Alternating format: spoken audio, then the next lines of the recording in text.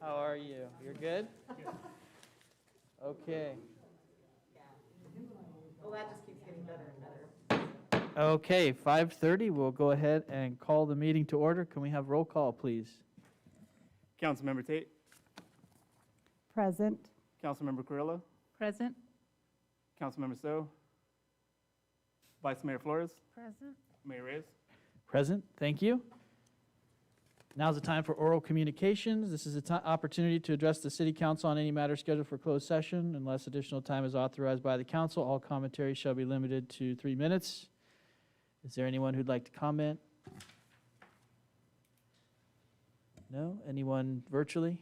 No, Your Honor. Okay, thank you. So we can move on to the closed session items. Thank you, Your Honor. There are 7 items before the council in closed session this evening. The first, pursuant to Government Code Section 54956.8, conflicts of real property negotiators property APNs 302-130-015, 302-130-007, 302-130-019, and 302-130-021. Agency negotiator John Lawless, negotiating party City of Porterville and Friant Water Authority under negotiation terms and price. Item 2, Government Code Section 54957.6, Conference of Labor Negotiator, Agency Negotiator John Lawless and Patrice Hildreth, Employee Organizations, Porterville City Firefighters Association, Fire Officers Series, Porterville Peace Officers Association, Public Safety Support Unit, Management and Confidential Series, Porterville City Employees Association, and all unrepresented management employees. Item 3, Government Code Section 54956.9, subsection D, subsection 1, Council Legal Counsel, existing litigation, statewide traffic safety and signs, Incorporated v. California Professional Engineering et al., and related cross complaints, Tulare County Superior Court case number 284137. Item 4, Government Code Section 54956.95, liability claim, claimant Alfonso Godoy, agency claimed against City of Porterville. Item 5, Government Code Section 54956.95, liability amended claim, claimant Alma Ibarra Pineda, agency claimed against City of Porterville. Item 6, Government Code Section 54956.9, subsection D, subsection 3, Council Legal Counsel, anticipated litigation, significant exposure to litigation, 6 cases in which facts are not yet known to potential plaintiffs. In item 7, Government Code Section 54956.9, subsection D, subsection 4, Council Legal Counsel, anticipated litigation, initiation of litigation, 1 case. Staff's report. Okay, thank you. We will reconvene at 6:30 and report any actions taken in closed session. Thanks.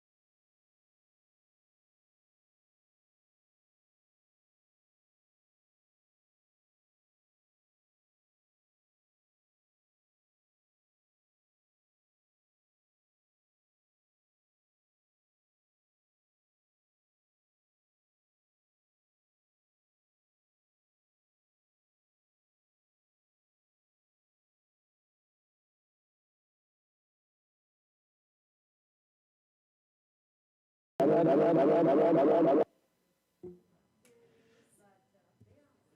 right.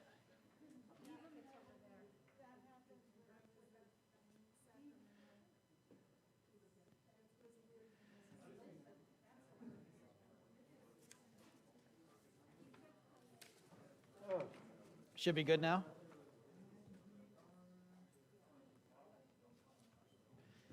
We're good? Okay.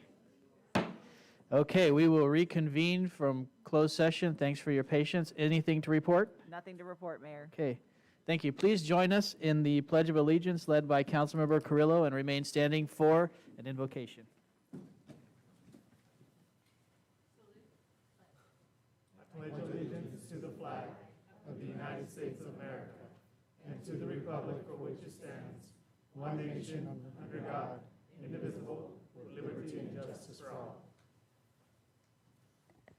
Is there anyone that would like to come forward and give an invocation? If not, we will have a moment of silence.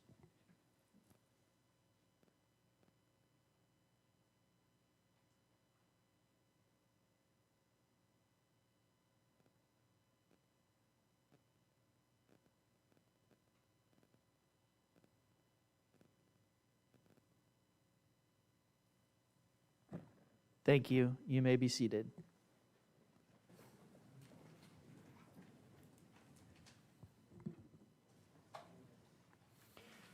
Okay, up first, we have a presentation from Sierra View Medical Center and Imperial Ambulance Vaccination Clinics.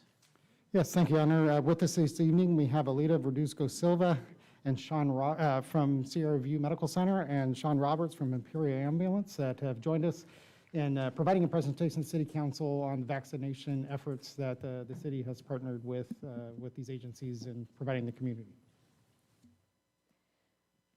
Hello, City Council members. You'll have to bear with me tonight. I have a bit of a sore throat, but I'm very happy to be here with you. Thank you for having us, and thank you to the community of Porterville for helping us with this outreach. My name is Alida Verduzco Silva. I'm the Marketing and Community Relations Manager at Sierra View, and this is Sean. My name is Sean Roberts. I'm the Operations Supervisor at Imperial Ambulance. Great. So we have a PowerPoint to share with you tonight. I think everybody by now is familiar with Porterville's Vaccine Roundup, and we're here to tell you a little bit of what's made that vaccination partnership a success. So with that, we'll wait for our PowerPoint to go up. This one here, please. Thank you so much. Isn't a sore throat one of the symptoms of COVID? Thanks to the testing site at Porterville College, I'm happy to report I'm currently negative. So, I'm just teasing you. I'm feeling I'm pretty just kidding. confident tonight. You know, I'm a little concerned because I was at the vaccine. So I got Eureka and Alita. I'm like, whoa. I know. Councilmember and I are like, oh. We have very similar symptoms, Eureka and I.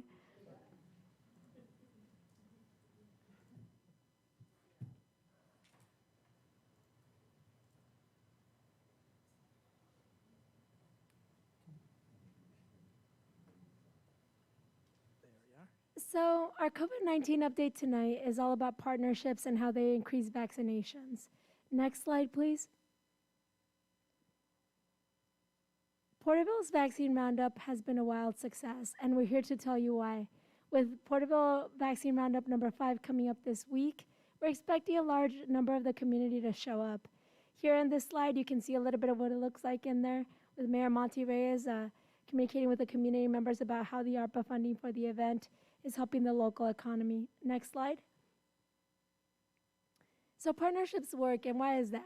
In May of 2021, Sierra View Medical Center was approached by Tulare County to become partners in vaccinations for the South County.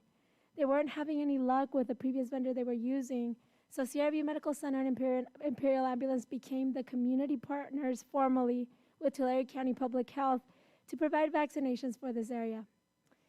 Soon enough, we partnered with City of Porterville. By August 2021, we communicated with you, City Council, and you approved the partnership to commence for us to throw the first vaccination roundup. Fast forward to today, our roundup numbers are staggeringly positive. The number of vaccinated individuals through vaccine roundup events accounts for nearly 50% of the vaccinations that we have in total through SVMC Imperial Ambulance. Next slide, please. That's just a pie graph illustrating that, making it a little bit more visually coherent. Here we have a family of individuals enjoying their $100 gift certificates to a local business. Next slide, please. So what we see is a replicable model, and where we're able to attribute the success of these events are the following points. We have reliable partnerships. We have a solid clinical team between Sierra View Medical Center, RNs, LVNs, and Imperial Ambulances, paramedics, and EMTs. We have an expert marketing team. We have an exceptional city team. Together with City Manager John Lawless and Administrative Analyst Eurico Velarde, we have been able to reach out to community partners and reliably been able to make good on the promise of the $100 gift cards to local individuals. So we have trustworthy community partners who help us communicate about these events. The marketing model includes social media outreach, news outlet outreach, community outreach, leveraging partnerships we already have, and word of mouth. The business model, leveraging the city's relationships with the business community. That's been evidently a force for good. With more than 4,400 vaccinations to date through this partnership, that puts City of Porterville at an investment level of nearly $500,000 into the local economy through a creative use of that ARPA funding. In a moment, Sean will speak to how we stand out as a city in all of Tulare County for creatively using that ARPA funding in a way that we haven't seen anybody use it in our county. So there's that excellent coordination to supply gift cards, and Eurico's here. I'd just like to shout out to Eurico for her excellent coordination in helping make this event a success. Thank you, Eurico. Event improvement using learnings from each event. Most recently, we improved our COVID-19 safety measures after we heard from City Council that there were concerns about social distancing. You can expect that this event will be a little bit more fluid and more socially distanced. Next slide, please. These are photos of what it looks like inside of the event. Several council members working the event, City of Porterville staff, Sierra View staff. We're happy to say that the success of the Vaccine Roundup event has brought us into the radar of other nonprofits and community-based organizations. What the state wanted to see in vaccination efforts were partnerships. We have Parenting Network routinely setting up at our event. In this slide, you could see the UFW Foundation setting up with us.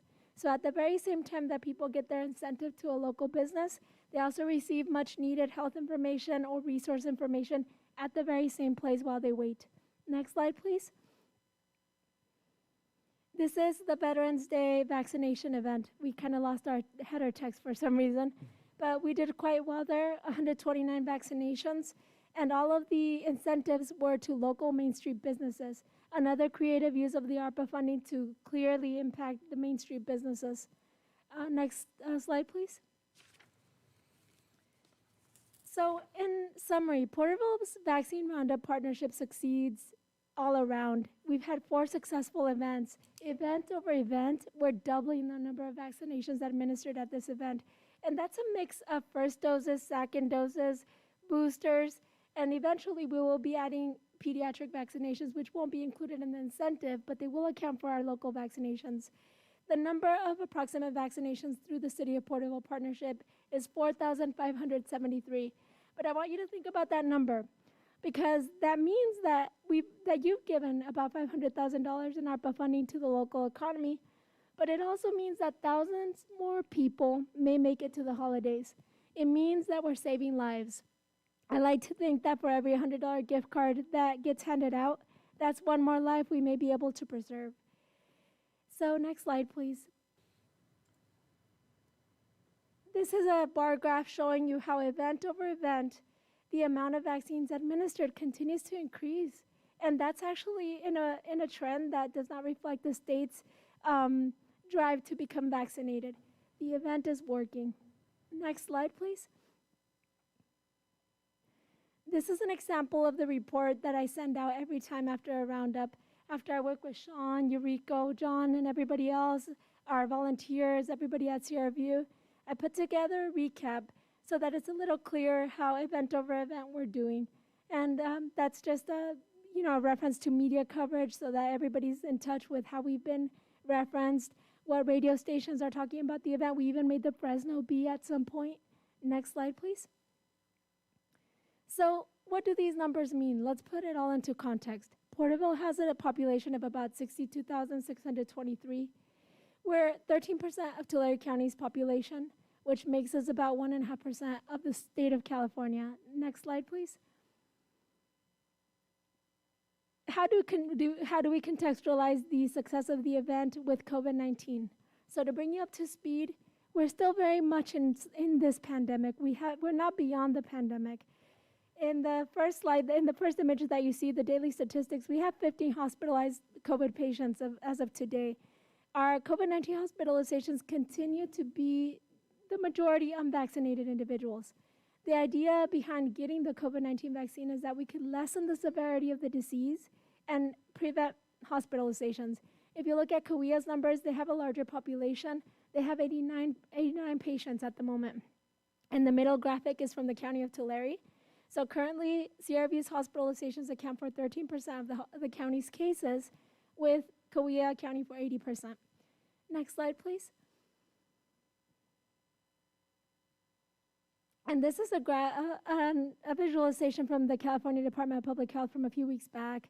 It clearly shows how the number of hospitalizations related to unvaccinated individuals heavily outweighs the number of hospitalizations in relation to vaccinated individuals. It's undeniable. Vaccinations help prevent hospitalizations. Next slide, please.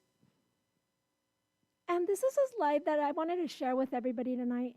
It's a comparison between cases and deaths between Tulare County on the left and the state of California on the right. So as you can see, the trends seem very similar. The cases are increasing and then they dwindle. This is for a 7-day average. In the little red outline box, you'll see that for Tulare County, we have 20 cases per 100,000, while the state of California has 11.9 cases per 100,000. We have 0.5 deaths per 100,000, while the state has 0.1 deaths per 100,000. There's room for improvement, but we're trying. Next slide, please. And this is a slide all about vaccinations to put it all into focus. So 247,383 of Tulare County's residents are vaccinated. That puts us at a little bit over 50% of the county vaccinated, about 52. So we've increased. We were under 50% before. We're doing better. But for the state of California, it's not quite visible in this slide. More than 74% of the population is vaccinated. So we're lagging a little bit far behind, but we're making up headway. Next slide, please. This is a slide showcasing other rural vaccination efforts, not partnered with the city of Porterville, but still partnered with Tulare County and Imperial Ambulance. We were recently in Poplar. A community leader donated some $25 gift cards there, which, by the way, for your consideration, Poplar shops in Porterville, and all the $25 gift cards that they got were to grocery outlet. And we ended up with an event with how many vaccinations? 249? 257 vaccinations at this event, with more than 40 being pediatric. Just bringing it into focus as you consider how to amplify the program moving forward. We were also in Terabella today with 70 vaccinations. No incentives there. It was just our first rural event there. Next slide, please. And that brings me to my conclusion of this presentation. I'm going to pass it on to Sean, but I would like to give our special thanks. We want to give you, the City Council, special thanks for the approval of this program. The City of Porterville's vaccination outreach team includes Administrative Analyst Eureka Velarde and her coworkers, City Manager John Lawless. The Sierra View Medical Center team includes CEO and President Donna Hefner, without whose support we wouldn't be able to be in this partnership, Chief Nursing Officer Dr. Jeffrey Hudson Cavallo, myself and my marketing team, and my boss, Kimberly Pryor DeShazo. The Imperial Ambulance team includes Field Supervisor Sean Roberts and his team of paramedics and EMTs. We've been able to get together a team of volunteers from Porterville College and other partners, and countless community partners and leaders who have helped spread the word. Also, our community members and businesses for generally responding so favorably to this program. And Sean, I'd like you to please add to that and put it into context why City of Porterville stands out in this effort in relation to the county. The city of Porterville really stands out in that we are actually bucking the trend. Nationwide, statewide, locally, vaccinations have been going down. At the peak of the pandemic, it was up. They were doing 2,000 a day at the Agri Center. People were lining up. They were having to close roads and all that stuff for the drive-through clinics. Demand really dropped significantly. This is actually something that is not part of the greater national trend. If you look at the stats for our county, we do a disproportionately high number of vaccines in Porterville in the 93257 zip code compared to some of the other zip codes that have more population and more access to vaccines than us. So we really are an outlier in a good way and an example of success when you have municipal officials working together, hospitals, EMS, community-based organizations. When we make it a team effort rather than a bunch of individuals, we can have tremendous success. At this time, we'd like to ask if you have any questions. Start with Councilmember Carrillo, if you have any questions. I don't have any questions. I just wanted to comment on the marketing materials. Well, first of all, I'm very proud of this event and everyone that's involved, the partnerships, and all the outreach that's gone on. I did want to make a comment on the marketing materials.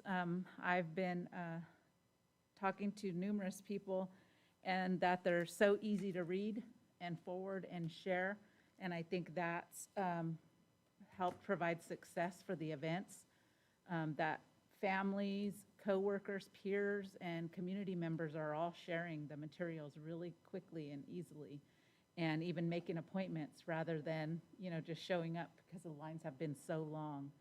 And honestly, I've felt really good driving by, seeing the long lines, and even participating at the event myself personally. So I just want to thank you and mention that. You're very welcome, council member. And I want to say it's a point of pride that all of our materials are bilingual in English and Spanish, and they're easy to mobilize through social media and text message. Thank you so much for your kindness. Councilmember Stowe? Again, too, I don't have any questions, but I want to commend you on this program, and I want to thank the council for the incentives, because this has gone well beyond my expectations, well beyond. I thought we'd be lucky if we got 200 in the whole program, and this is just, it's exceeded much further. Congratulations, very good. Thank you. We're doing this together. Councilmember Tate?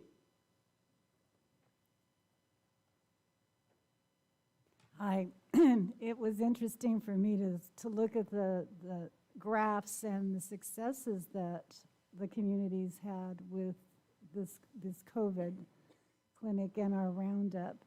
I was fortunate enough to be at one of the first roundups that we had, saw many people get their first vaccination, saw their reluctantness,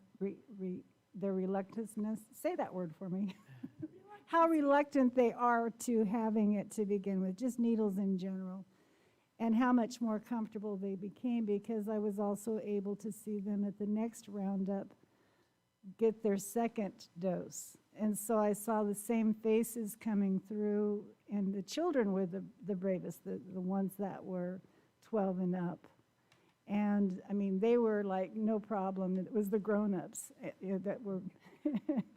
So I've been able to participate for the boosters and see the same people come through to get their boosters. And now I'm looking forward to being able to see our younger children be vaccinated.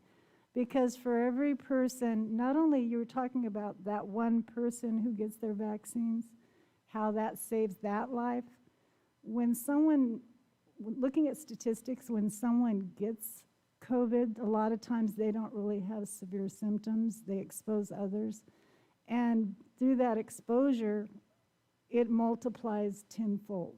So when we vaccinate someone, we're not only saving their life perhaps, but many others, because they're less likely to get it, and they're less likely to be seriously ill and hospitalized. Plus, all of the people that they come in contact with would be less likely to wind up with COVID. So I'm very, and it's been a pleasure working with you, and I hope to continue to do so. Thank you so much, Councilmember Tate. I feel the same way, and thank you for bringing that into focus. One of the messages from our leadership at Sierra View is that the booster is more important now than ever. With the variants developing the way they have been, we have had some breakthrough cases. So boosters are a way to ensure that safety that we committed to when we got that first or second dose. Thank you. Vice Mayor? As you were doing your presentation this evening, it took me back down to memory lane when we had to do closures and the government declared that we had all these restrictions. I vividly remember sitting in a meeting at the county when the state came in to talk to several of us, and they indicated how diligent Porterville was the only city to take measures in following the protocols, and that we were to be commended because there was no other city that had done that. Shortly thereafter, there was a mask up campaign. Even though there were other cities that were invited, Porterville became very proactive in the mask up campaign, as you recall. When the vaccination effort came forward, having served at one time on the hospital board, it was important to be very proactive in the disciplines for people of our community to be vaccinated. Not knowing how this was going to turn out, we as a full council made the decision on behalf of the interest of all members of the community to have that effort move forward through the ARPA funding. If it was important to see and watch, and even though I dropped in the one time at the vaccination clinic, to watch people just freely go in to get their vaccinations, and all of a sudden that was a small number on the one, and to watch it grow into a metamorphosis. There are no words for that other than to be happy with the efforts of all agencies that made it happen. There are a lot of clock hours that you've given. I've watched it, and there's some tiredness on behalf of staff because you can present yourself and be there, but I also see that you are committed to the effort and you become tired, but you're not giving up. And that is a welcome blessing, and I want to say thank you for everything that you're doing, and particularly the collaborations, because it was important for this city to continue to move forward. Thank you, Vice Mayor Flores. Thank you so much for your kindness. And thank you. I'll be brief, but I'll just say that partnerships are everything, and that individually our organizations couldn't have had such an impact separately. So together, it's the partnerships that make it. And so thank you for being steadfast in your efforts, and look forward to being able to benefit the community with some more of these types of activities. So thank you. We'll be sure to pass that along. And if I can, I just can't say enough about Alita and Sean and the amount of time that Alita's put in her own time to dedicate it to this effort, not on the clock, but on weekends and those sorts of things. So really is a heart of service, and Sean is as well. His passion for this has been, he and I have had many conversations about that. So there's genuine folks, and I want to thank Eureka and Terry out of the office as well, who's been in the background, working on getting gift certificates, working with businesses. It's made great connections in that regard as well. So there's been an added economic development benefit, and they're very great appreciation on behalf of businesses as well. So just want to say thanks to them personally.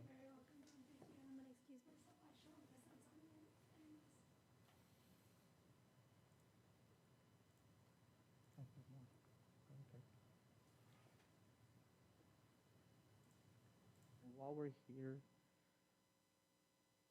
we just wanted to give a quick update on the emergency medical services response to this, to kind of show why this vaccination partnership was so incredibly vital. Going back, like you talked about, memory lane. We're going to go back down memory lane, go through what we've been through, and how this is our first chance in the pandemic to be proactive. We have been playing catch up for 2 years, and finally we're trying to get out in front of it. And this is a vital time, and that's why we're so appreciative. Next slide. So we transported over 800 Porterville residents with confirmed COVID-19. And that's not a number. These are people's mothers, fathers, brothers, sisters, friends. These are our community. So COVID was taking a giant toll on our citizens. And it's important to remember all of those citizens that it's affected. Next slide. It started off with the nursing homes where we thought was going to be kind of isolated. We actually developed isolation ambulances, stationed them at the nursing homes to transport the patients. And that way people were not transported in a patient in an ambulance that had a COVID patient in it.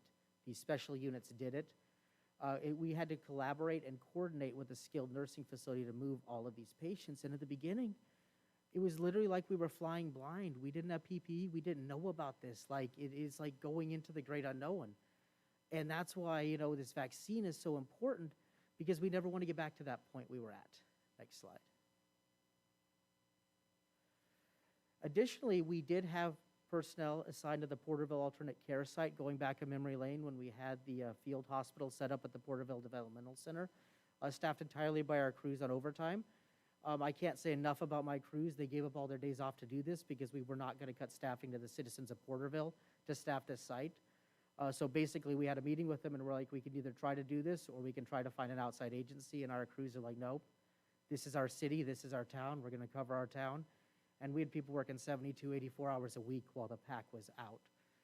Additionally, what people don't realize is once people were done with the PAC, we had to repatriate them to their homes. So we actually were taking people as far away as Merced County multiple times a day. So our crew members were involved in that from the day the PAC opened to the day the PAC closed, and again when it reopened the second time to the time it closed. Next slide, please. It also involved interagency cooperation. And we've always worked well with Porterville City agencies, but it developed a new level of cooperation. We were constantly meeting with fire about what to do. And you have to remember that this pandemic's first wave hit right after the library fire. So here you have a battered fire department that got back in the game and was going into those houses and serving the citizens. So it required like a collaboration on a whole new level on personal protective equipment. The command staff, they were available to us 24/7. If we had vision of several residents in a nursing home needing to be transferred out, fire obviously responds with us. We'd call the duty chief, we'd coordinate, we'd make sure we had the proper PPE. And additionally, with Porterville PD, they were contacting us for updates on what was going on in the community. The officers were so helpful because we had to wear a lot of PPE.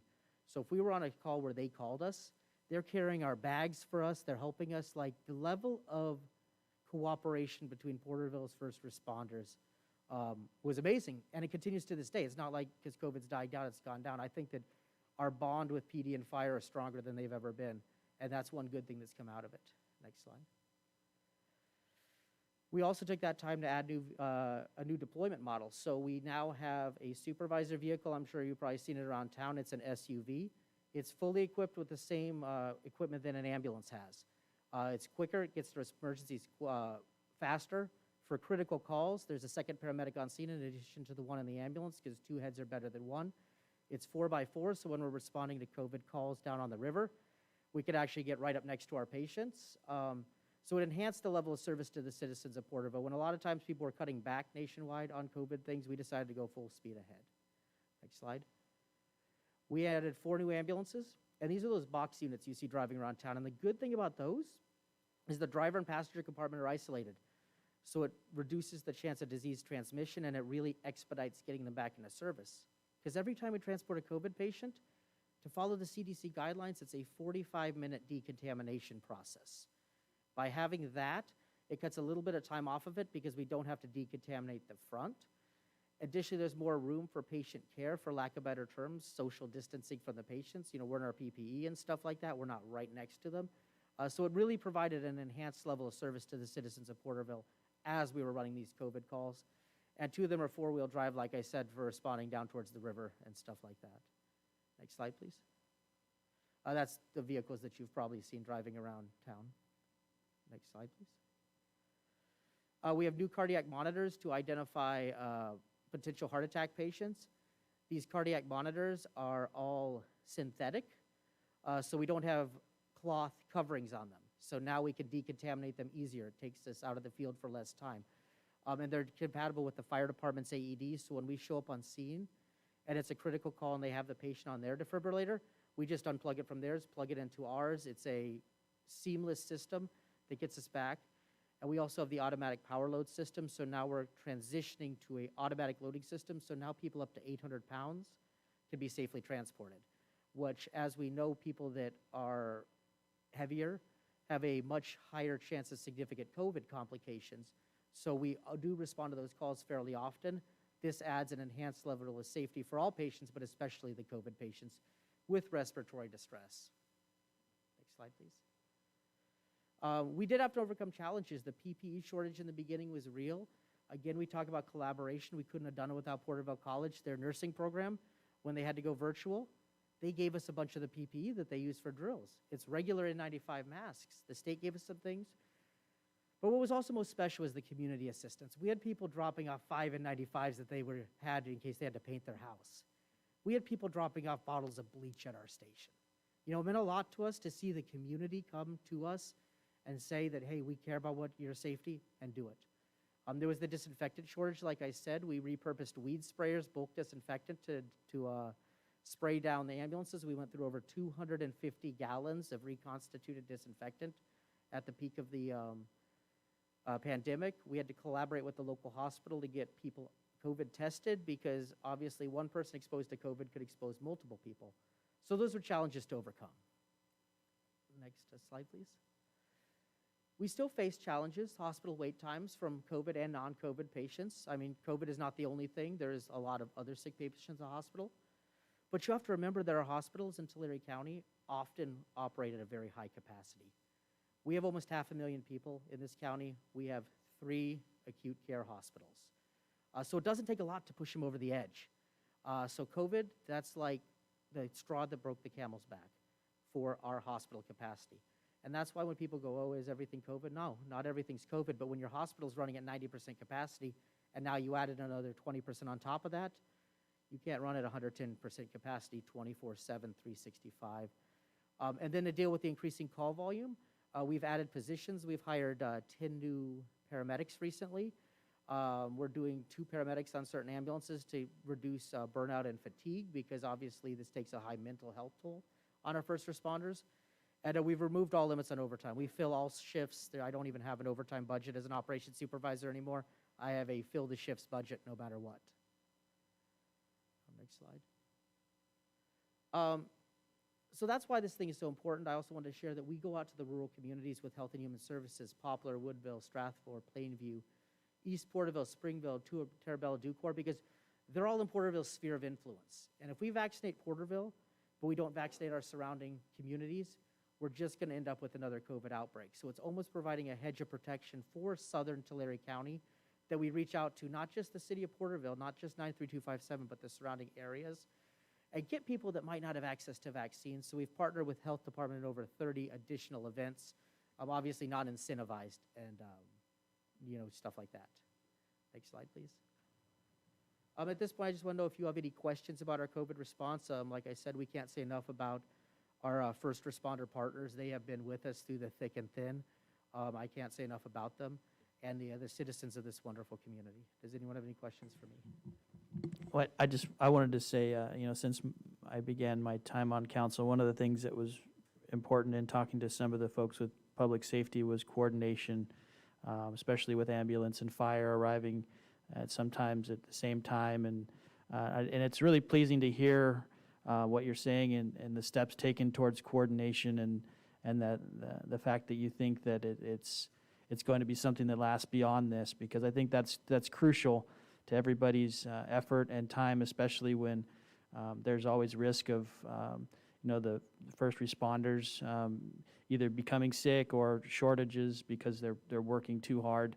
So I just wanted to pinpoint that that's something that in the beginning didn't know how it could come about, but it's evident that when great minds get together, they can think of ways to overcome obstacles and improve the system. So I wanted to thank you for that. And then I wanted to ask if council members had any other comments.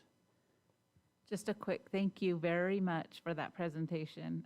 Very informative. A lot of things I didn't consider or think about, and also quick adjustments that was made during the beginning of this. It's hard to think back to that and realize everything that everybody had to adjust to. And one of the things I watch all the time is the hospital numbers, because that's not a black or white. that's just data of what's happening. So thank you very much for providing that. You're welcome. And it was a challenge at the beginning. I think, I wish I'd saved it, but I think the piece of paper I ever saw that epitomized the pandemic was a memo I saw that said, this memo supplements the 10 a.m. memo and supersedes the 2 p.m. memo and goes into effect at 6 p.m. And I'm like, that's the pandemic in a nutshell. Milt, got anything? I just quickly want to say, that was very impressive, the video. I have to echo her in her sentiments as well. And thank you for all you do, and it brought a totally different light to, your job and what you guys go through that video. Thanks. Councilmember Tate. I can't brag on you enough. Thank you. Thank you very much for your presentation and your countless hours that you have invested to this city. I mean, I can see the passion as you present, the same with Ms. Verduzco. There are no words beyond that other than there is gratitude. It is appreciated. Yeah, very, very impressive, and I appreciate you coming in and giving that presentation. And I remember speaking with you at the event, and I knew you were energized to come in and let us know all the steps. And now I know why you were so energized, because there's a lot that's been done, and thanks to the great leadership in that regard.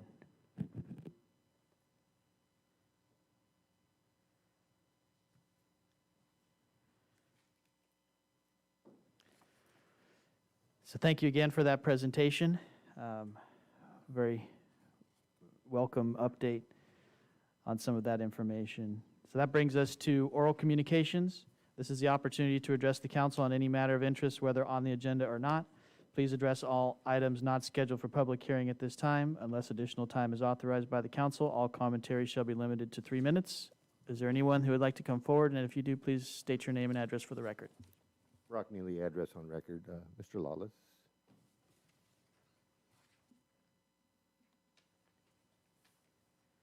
First item you're receiving is a complete list of all the memorial plaques that are in Veterans Park.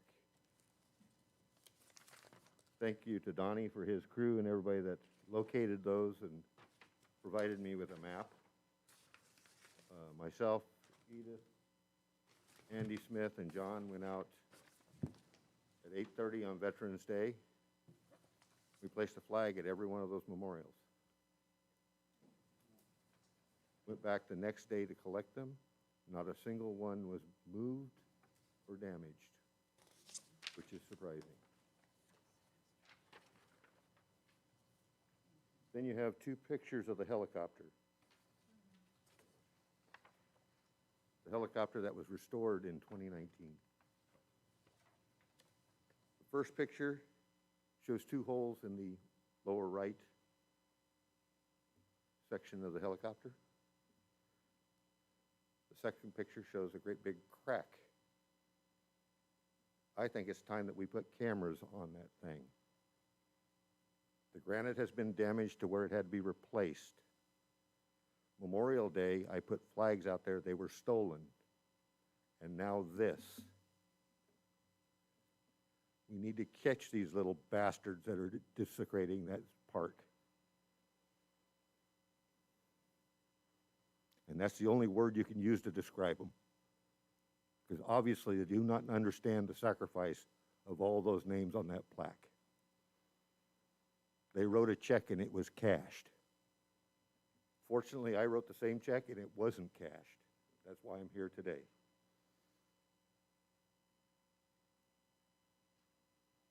Let's put cameras on that thing. Let's catch these idiots. Thank you.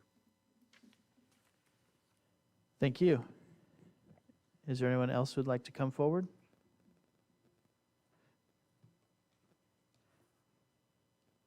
Hi, my name is Gary Day. I live at 585 North Crestview Circle here in Porterville. I'm the owner of Dayco Construction Company, and I've been a resident for about 35 years. I'm here to talk a little bit, if I need to, regarding the Porterville Stork project. I know that went into closed session Do we know if that's a favorable response or where we are on that before I begin? This is oral communication, so we don't Okay. talk back. You can speak with us for 3 minutes. Okay, so I just wanted to talk a little bit about the project. I know I have a short amount of time here, but the owner lives in Portland, so he's been here 2 or 3 times and couldn't make it tonight. So I want to talk a little bit about the pushback that that we're all providing on this project with the storm drain fees. I'm a developer as well as a contractor, and I pay storm drain fees all the time, and I enjoy paying them because I don't have the land to store the water. So obviously, it's a blessing to be able to get rid of the water and get it off the site and give it to someone else to store. In this case, we have 31 acres, and we have a huge ponding basin that's been there for 50 years, and it's part of this project, and it's always been part of this project as an existing facility. The new permits that were pulled for the new $2 million worth of work that went out there had nothing to do with the ponding basin. We never touched it. We never added on to it. It was way oversized. So that didn't have any effect on our fees as far as construction goes. I know it's been compared to another project in Porterville, but that was a new project. It was built. This has been here for 50 years. We haven't changed anything on the site other than add more covered roof area and contain the water that it's been producing. I just have I never come to council before and spoke for something that I'm so adamantly positive about that I don't see my customer, who's a super customer, to work with. He's a win-win kind of a guy. He's never tried to beat any of the subcontractors up. We're all local people on any of our prices. He spent $250,000 on the site installing upgraded fire suppression systems, backflow benders to city water lines, by the way, and he's never questioned it because he's got something in return. But to pay this kind of money with nothing in return is a pretty tough bite. I work for the city. I do lots of projects, not a lot, but I have done some in the last few years. Part of the scope of the city is to give them a schedule of values. The schedule of values tells you what I'm going to do on that project, and it's required in the bid documents. If those bid documents refer to a line item that's not to be included, for example, painting. If I had an $80,000 painting number in that line item, and I turned it in for payment for progress billing, I don't think the city would want to pay me. If it's not included in the project, you're not receiving something, I shouldn't be retaining any money for it. This is kind of the same deal on a contractor's form because they're not receiving any benefit paying this kind of fee. Your 3 minutes has expired, but if you wanted to finish your thought, give you a few more seconds. Okay. He sent me a letter. I just wanted to, my 3 minutes is up, so if I could just leave it with you. He just has his position, what he sees and what his intentions are from here forward. If we don't get a favorable response, he's going to have to go to the next step. I don't want to see that. He's been a really good person to work for, and I think the city's been open arms to this point. We have no complaints at all, other than this one darn fee we got to get passed. So. Okay, thank you. If you can pass it to Mr. Lawless and.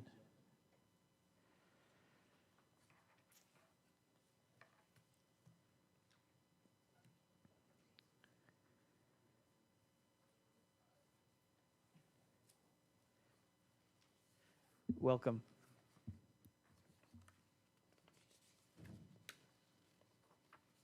Hello to the council and everyone who's present today.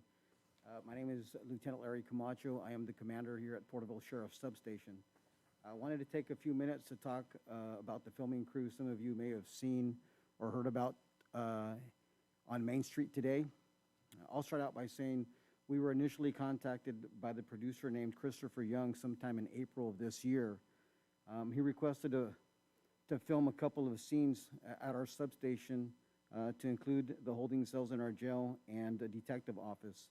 He also requested a marked unit for several scenes which were supposed to take place in a remote part of the county, which we agreed to allow, and one of those scenes included a traffic stop. Today was the first day of filming, and the producer described or decided to film the traffic stop on Main Street instead of the remote part of the county, which resulted in some concern with stakeholders in the community.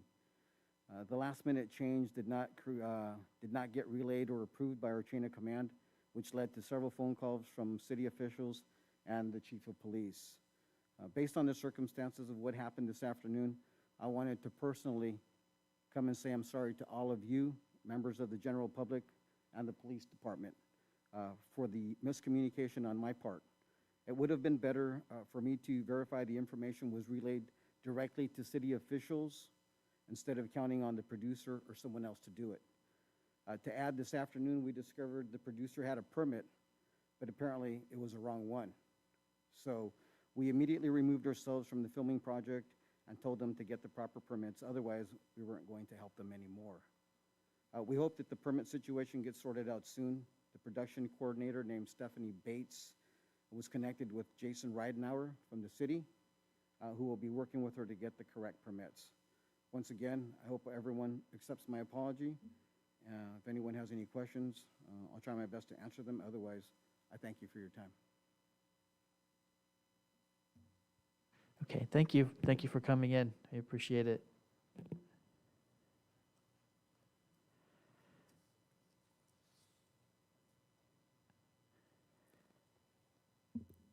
Good evening. My name is Christina Clausen with the Porterville Chamber of Commerce. Just wanted to give you guys a bit of an update on some of the events that have happened since the last time I was here. We had our ambassador luncheon on November the 3rd, and I'm happy to report it went really well. After the meeting, I felt a lot of relief. It went really well. There was a lot of really good back and forth conversation. We had some great topics, and our potential ambassadors are excited to participate. So I'm very excited for that because I do need help. First Friday Coffee was November 5th on Friday at Galaxy. And another really exciting event, we had Burton sponsor that event. We had their jazz band perform inside the lobby, and it was a great point of conversation.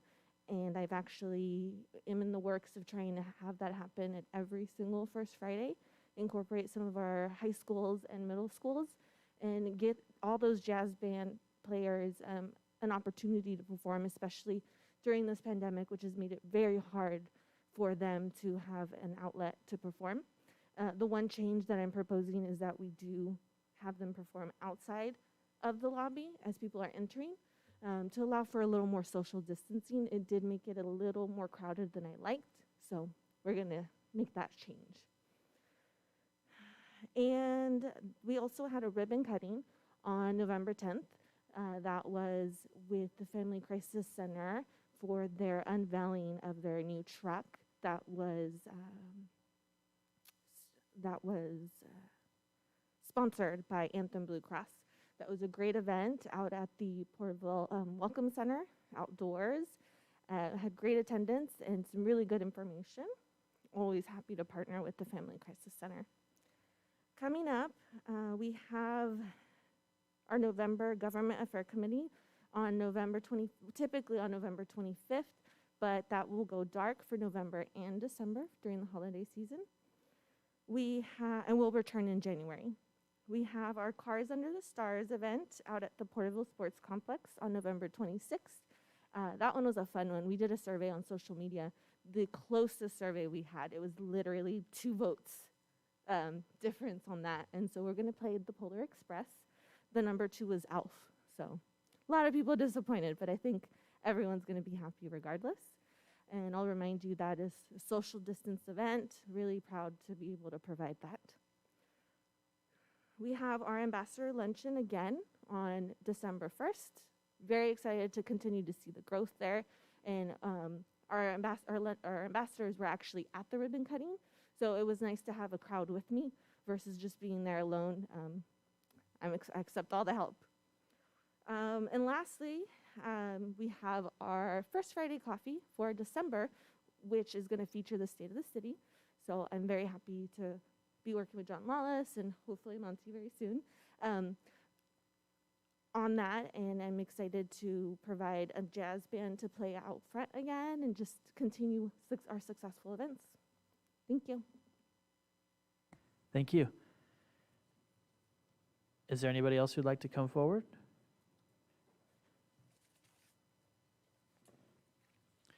Okay, seeing none. Is there anybody virtually? No, Your Honor. Okay, thank you. That brings us to our AB 1234 reports. This is the time for all AB 1234 reports required pursuant to Government Code 53232.3. First up is the Local Initiatives Navigation Center Committee Special Services event from November 3rd.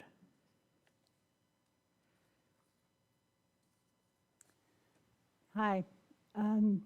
Well, on November 3rd, we had our Zoom meeting, our Wednesday meeting, and that was basically mostly a planning committee because we had been raising funds to be able to do the coat drive. The change of season, it's very, very cold, and we knew it was going to get colder.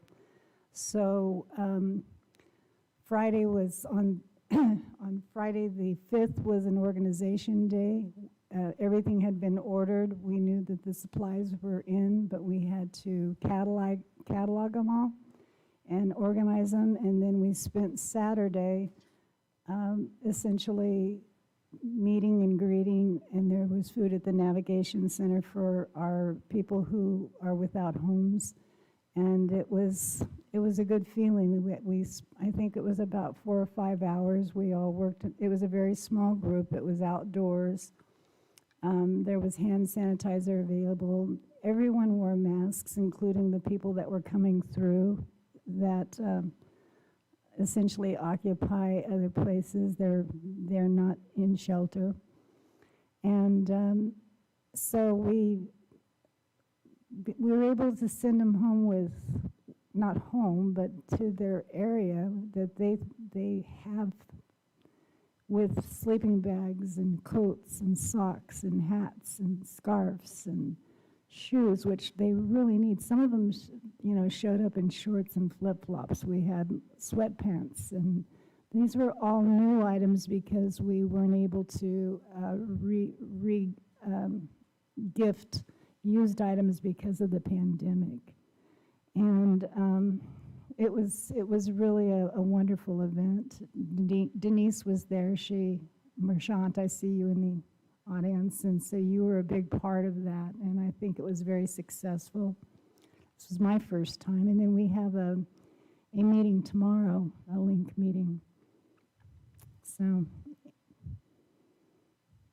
any questions? I have one. Do they accept donations of clothing and shoes? Not used. Okay. Any other questions? Okay. That brings us to, thank you, and that brings us to the Internal City Audit Committee meeting from November 3rd. Thank you, Mayor. Members in attendance were Mr. Rob Taylor, Julie Liu, John Lawless, Maria Bemis, and I. Councilmember Carrillo was excused. She had a meeting conflict because she was in another meeting. The scheduled matters, there was unanimous approval of the draft minutes of September the 28th by the members present. To my colleagues on the dais, this is going to be a very educational, intense process. The next item was the review and consideration of the unfunded pension obligations, considering the options to address the city's unfunded pension obligations. The representatives provided the committee with the overview of the CalPERS system, review of Porterville retirement plans, CalPERS performance, pension optimization strategies, and pension obligation bond. In each of these categories, we were provided with detailed city information from how much the city pays into it, the definition of pooled retirement system. I myself, learning very rapidly what the CalPERS components are, the normal cost, and a scheduled payment toward the unfunded accrued liability. That became my new acronym, UAL. The investment of scheduling of UAL payments, future performance, debt-like obligation explanations. When it came to the review of the Porterville retirement plans, though we had been given the information in our packets, listening and being walked through the definitions of the total accrued liability and what was needed to fund retirement became educational in understandings. Market value of assets is what we have. The unfunded accrued liability is what is owed. When it came to pension cost, highlighted was the retroactive pension benefit increases, but what caught my attention from the list, people are living longer, and the pensions are being longer. This was one of the 6 items listed. Followed were the strategies subtitled the pay down refinance and other.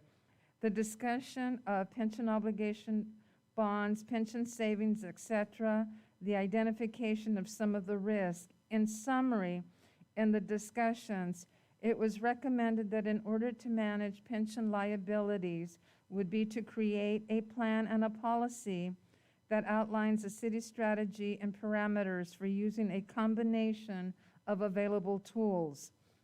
A pension funding policy provides guidelines for how and when to implement available pension funding strategies. At the conclusion of this discussion, it was recommended we should probably begin with a separate pension policy in addition to the reserve policy. The city will be provided with templates, draft policies, and brought to our next scheduled meeting. This was informational, a work in progress. There was no action taken. This was a public meeting. It was recorded, and it is also available on YouTube if anyone wants to go on and to review it. The next item was to review city property use and concession agreements and consideration of future committee work plan. This would be to review city agreements and considering a work plan for the review of all the agreements. There were approximately 22 on the list.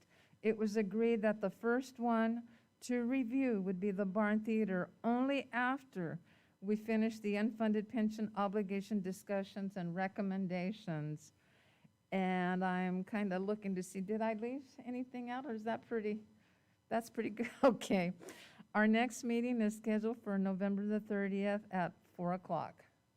Okay, That concludes my report. thank you. Are there any questions?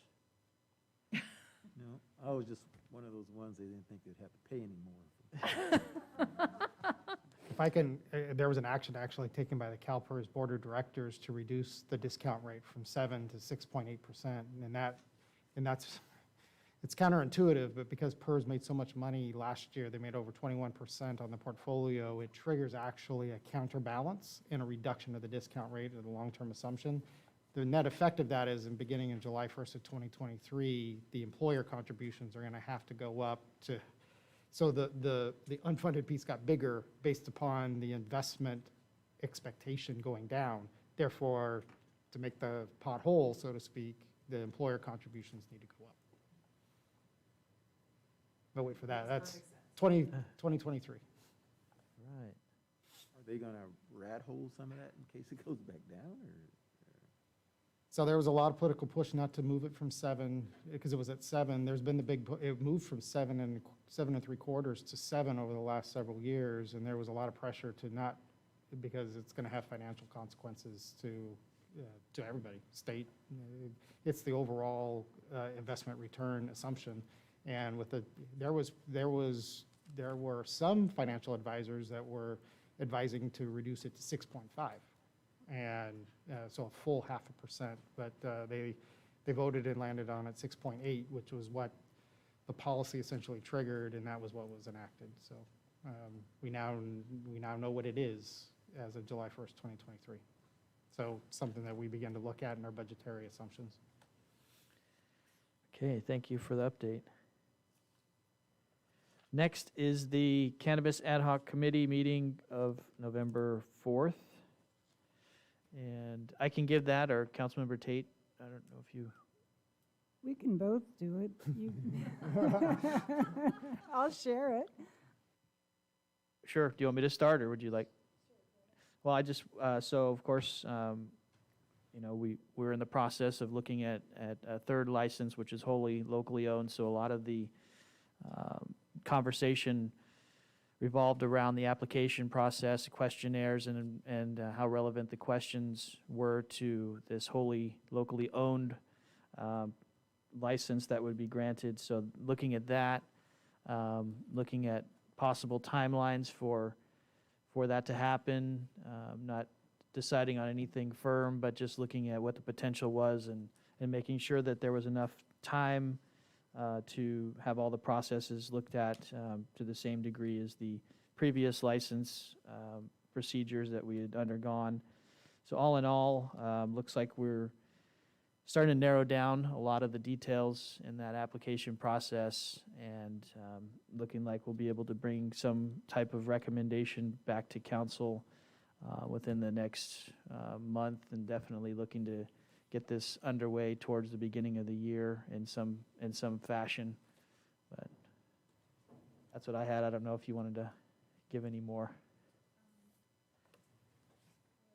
We talked about what was going on within the county. Woodlake, since they were one of the first ones, they're kind of the pioneers of, as far as I'm concerned, of this happening. And so I was looking at Woodlake today because I know that there's a chance that we may get to go look and see their process, because from seed to sell is what I'm hearing that they have going up there.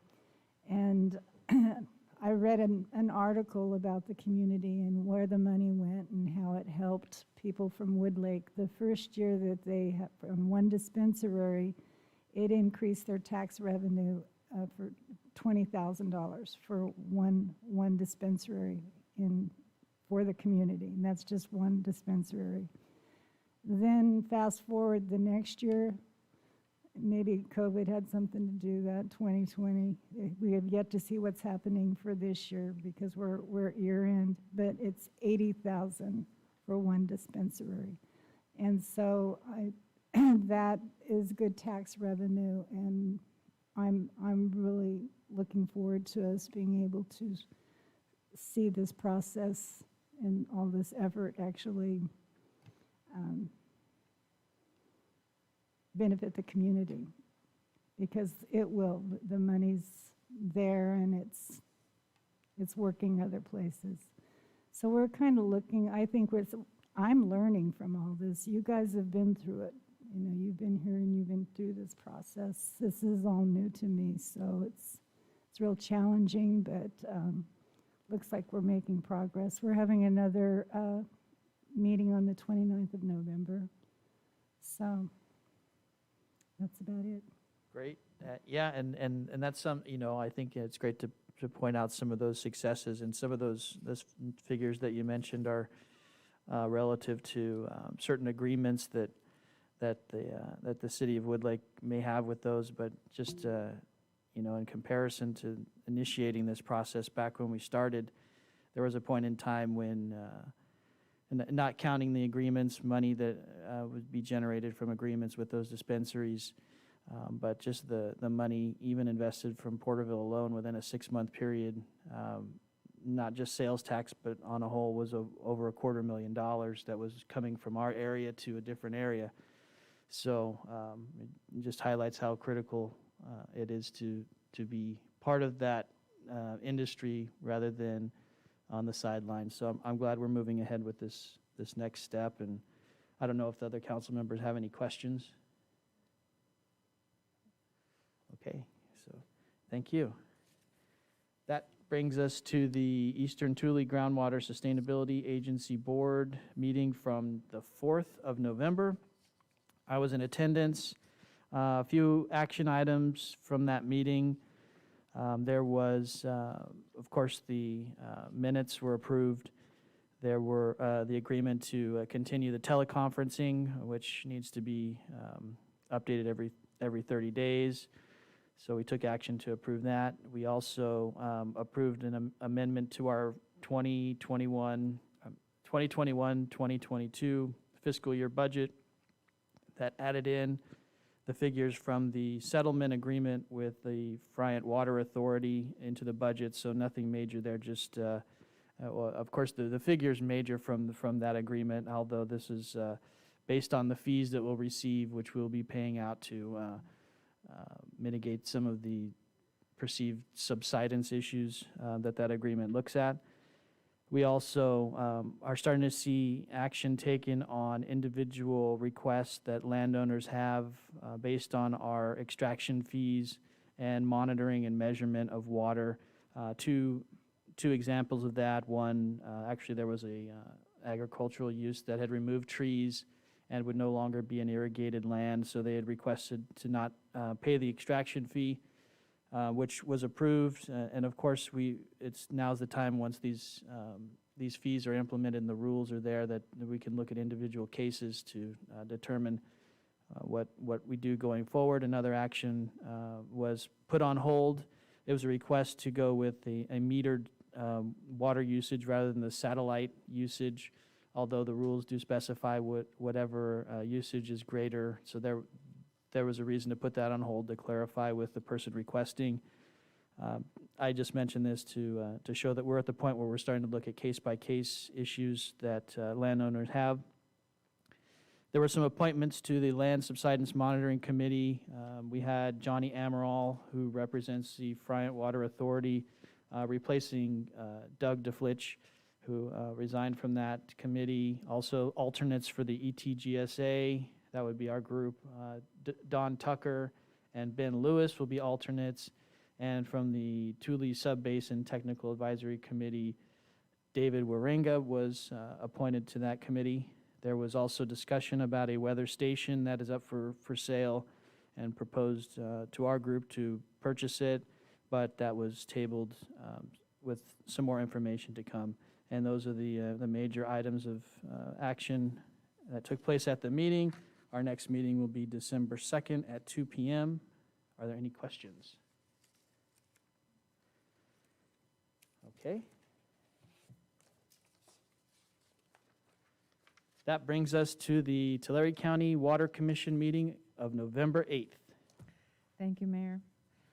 I'd like to make a comment and preface it that there was a technical dilemma on that day. There were several of us waiting to be admitted into the meeting via Zoom for the Water Commission meeting. It's the first time. Most of us were already on there electronically by 3 o'clock. No one had let us in, nor did anyone tell us there was a difficulty, if any.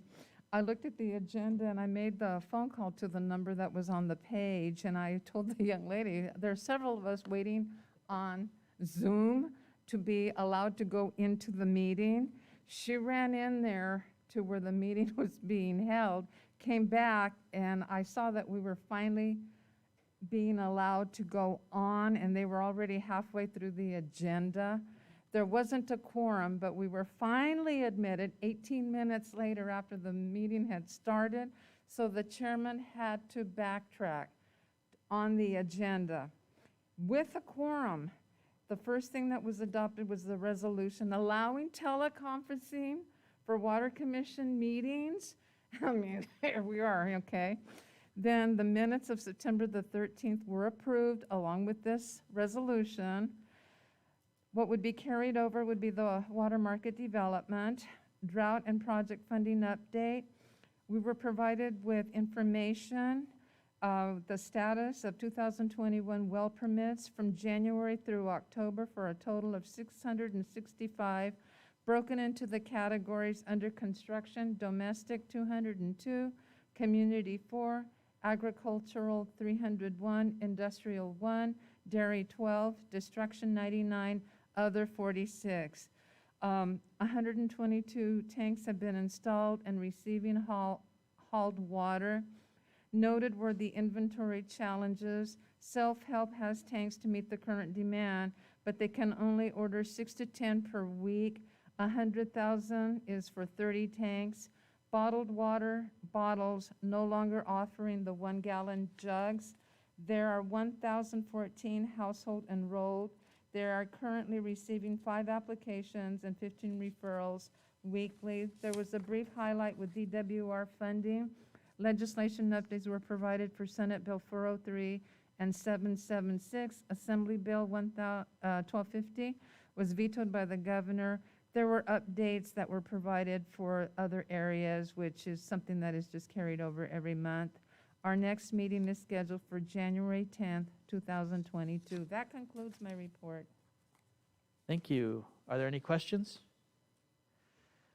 Just sounds like one of the wisest moves there was for the chairman to backtrack so that the meeting wasn't invalidated. Sounds like whoever the chairperson was, they took care of that, so hopefully that doesn't happen in the future. The next report is for the COVID Ad Hoc Committee meeting of November 9th. And did you want to give the report, Councilmember Krill? I can do that. Okay. Good evening. So the COVID ad hoc met on November 9th. One of the items we discussed was the Veterans Parade to be held on November 11th. Talked about a street closure on Orange Avenue and the option to hold a vaccine event in the San Joaquin Valley College parking lot. And then had KC24 television there. We were going to have Porterville Military Academy cadets, approximately 22 of them to assist. And then the Menachie Multimedia Technology Academy students will be working also to support that Christmas parade. Oh, to support the Christmas parade coming up. The Christmas parade was going to be scheduled for December 4th. We talked about a day event. Also talked about a street closure at Orange Avenue, the possibility of another vaccine event. The next event we discussed was the Chamber of Commerce paper shredding event to be held on November 22nd. Let's see. We talked about parking lot notification for closure and if we needed street barricades. Next item we discussed was the Myers Memorial tree lighting to be held on December 14th and also discussed there city street barricades. The next item we discussed was New Life Church submitted a temporary use permit to hold a vendor fair fundraiser on December 4th. We did have some staff comments regarding public safety, and we talked about some library events. And the first one was Pictures with Santa. We talked about having those scheduled by appointment only, having outdoor setup, discussion of location at Sports Complex or Fallen Heroes Park. Another update from the library was the grab and go books and keeping that at the Hoagie's location. And then we discussed some residential commercial events that we are having some code enforcement letters going out. And then we had the chiefs, fire and police chiefs discussing, just commenting on some of the Tulare County hospitals and being at capacity, and that there are cases where patients are having to be transferred out of the county due to that. I don't know if the mayor wanted to add, these are just really brief notes. No, I appreciate the notes, and I think, early on in mentioning how we were kind of observing how the Veterans Day Parade would work, because you mentioned some of of course, the TV at the Veterans Day Parade, and then some of the collaborations with the academies, and how the outcome of the Veterans Day Parade was really going to be something we look at. And although with the ad hoc committee, the initial recommendation to have the item come forward with recommendations from the ad hoc committee tonight, we were in a very unique position to see how the community reacted, as well as how how it was accepted at the Veterans Day Parade, as well as the vaccination clinic, as well as the coordination with TV and youth academies, and how that was all going to work. And so, it's a very interesting time, and so a lot of moving parts. But I think we'll get to the Veterans Day report out. I'm glad that we have the ad hoc committee to make recommendations to the council for events and be able to kind of preview what's going to happen and make recommendations both to the applicant as well as the council. So thank you for the report. That brings us to the Eagle Mountain Casino Relocation Committee, meeting from November 10th. Thank you, Mayor. Councilmember Tate and I were the ones that were in attendance. We were present and we were there to listen. What we were provided were updates on behalf of the committee, were project safety, casino construction progress, their budget, finance, relocation, and other matters. At the conclusion of the meeting, Councilmember Tate and I were given a tour of the casino construction site. We went in this small vehicle. We were driven through the area from when they had the ceremony of the beam signing, and it was really interesting. We were shown where the casino tables would be placed, that the upstairs would be for offices, the outdoor valet area where the parking will be, and where the restaurants. I want to say I was grateful to have seen the rendering and the floor plans when we went up to the present with TCAG under the tribe, so it gave me the visual of where the items would be placed as we were given this tour. That pretty much concludes my report. Our next meeting is scheduled for November the 19th at 2 p.m. Unless Councilmember Tate would like to add to that. No, but I can tell you what, I clocked myself from the time I left home to get to the meeting, and it only took me 5 minutes, and that's kind of scary, because I know that this is going to be like a beacon of light, and I'll probably be able to see it from my house. And I would imagine that I'll probably go up there and I'll have to have dinner, and you never know. But it was interesting having been there for the groundbreaking ceremony and seeing where that beam, we could look up and see where that beam had been placed and all that has happened since then. It's moving very quickly. And I think, they were very, very happy to have us there and participate. So I'm just really excited about the whole project.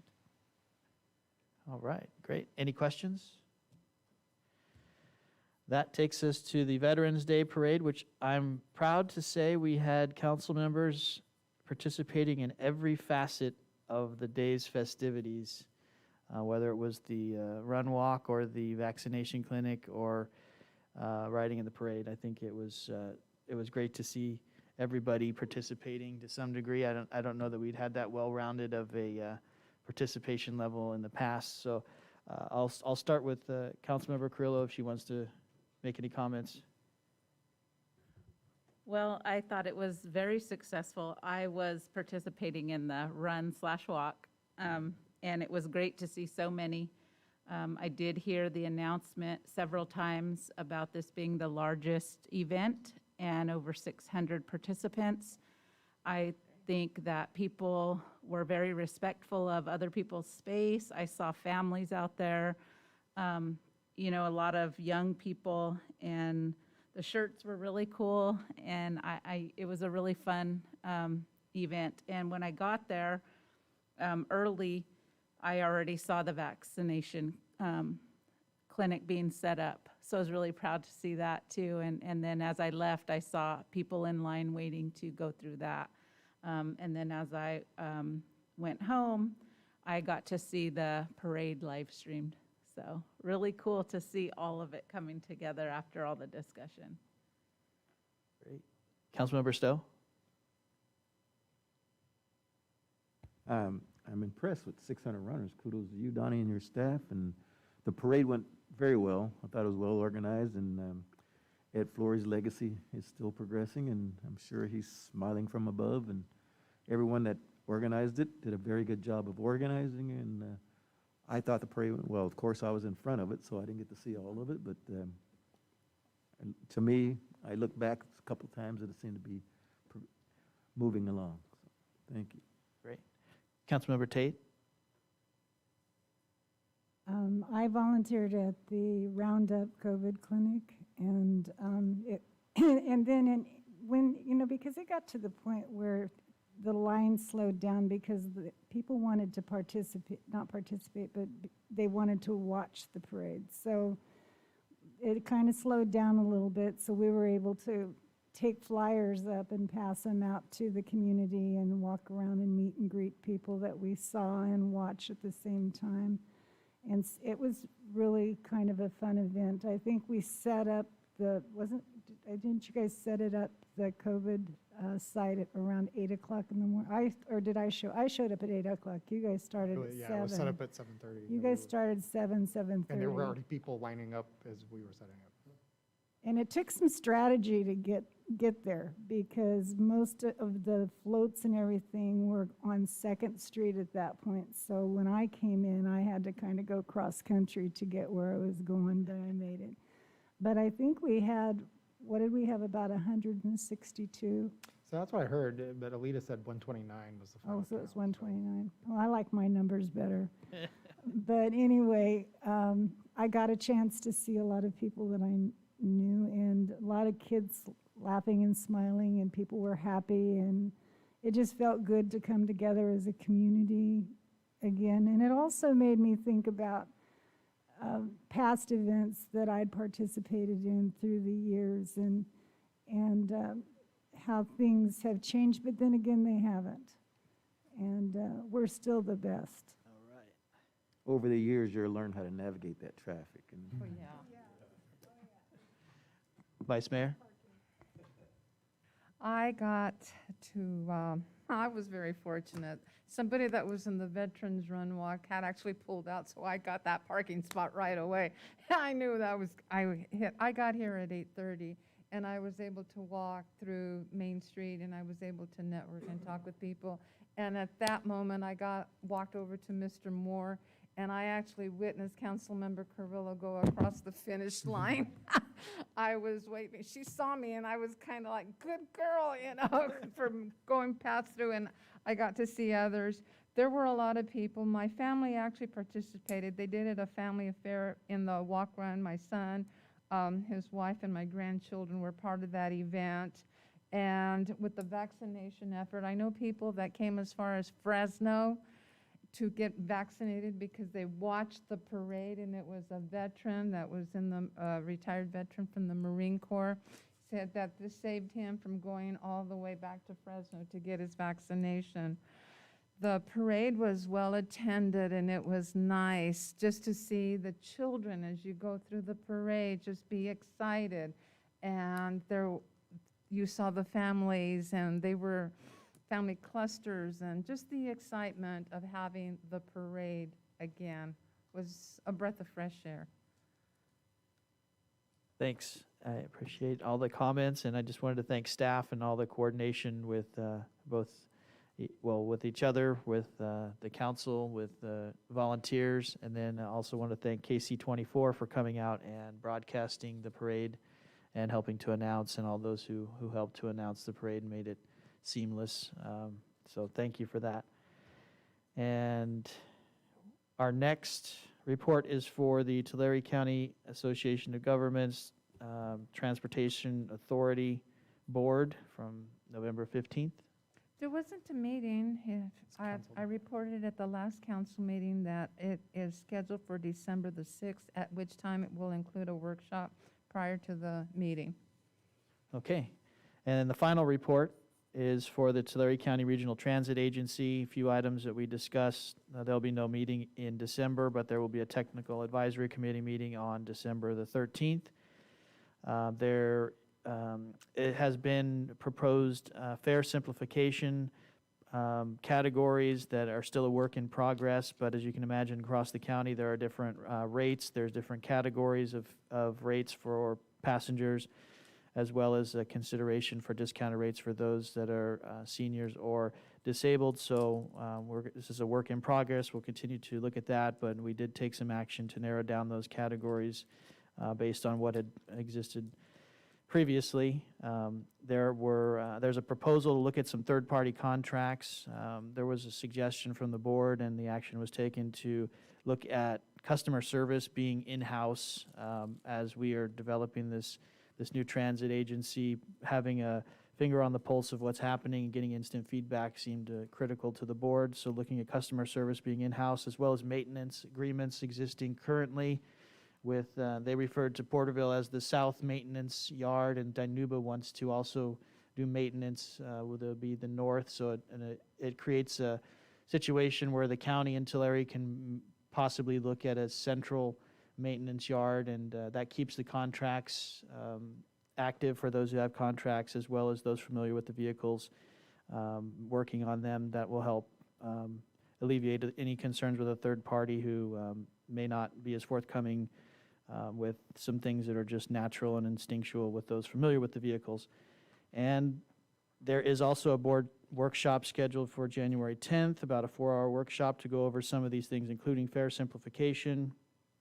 There was an action to approve the 2022 Regional Transportation Plan, which we've already seen at a previous council meeting, as well as to approve the 2021-22 work plan, which includes some of the projects that are already in the works or planned to be done sometime soon by some of the agencies. That allows them to complete the work that they've had. I think there was an example of Porterville having an electrification project at our corporate yard, and there's also some other projects that agencies have that the Regional Transit Agency wants to see completed that will benefit the system. So that completes my report. Are there any questions? Okay, a lot of reports there tonight, and we got a few more reports. It looks like we have the Parks and Leisure Services Commission had a meeting on November 4th.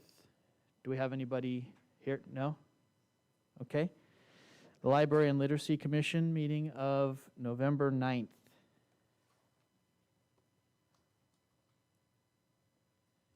You're stuck with me. I'll always give a report. Council members,